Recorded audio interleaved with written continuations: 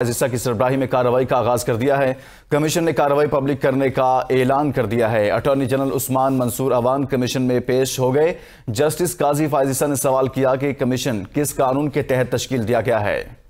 Attorney general ने जवाब दिया कि कमीशन इंक्वायरी कमीशन एक्ट 2016 के तहत तश्कील दिया गया है। इस मौके पर जुडिशल कमीशन ने ऑडियो लीक्स की कार्रवाई पब्लिक करने का ऐलान कर दिया। कमीशन का कहना है कि कोई हसास मामला सामने आया तो इन कैमरा कार्रवाई की दरख्वास्त का जायजा लेंगे।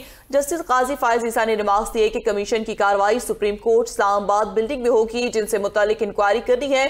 उनमें 2 बड़ी उम्र की खवातीन भी शामिल है। इसी तमाम हवाले से बात करते हैं नुमाइंदे सईद बलोच से। जी सईद बलोच, इस हवाले से आगाह कीजिएगा। ऑडियो लीक्स की तहकीकात के लिए कायम जुडिशल कमीशन ने तहकीकात का आगाज कर दिया है।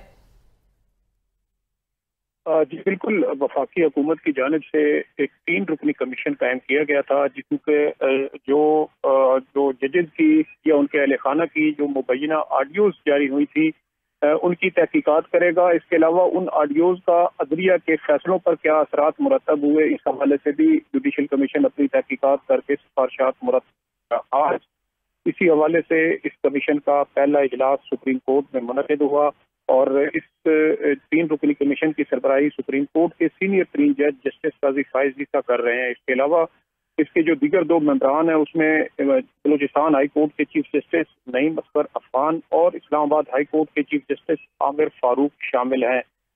आज जुडिशल कमीशन ने अटॉर्नी जनरल से तमाम ऑडियोज के ट्रांसक्रिप्ट तलब कर लिए हैं। इसके अलावा जुडिशल कमीशन की जानिब से करार दिया गया है कि ऑडियोज में शामिल तमाम अफराद के नाम, एड्रेस और राब्ता नंबर भी कमीशन को फराहम किए जाएं।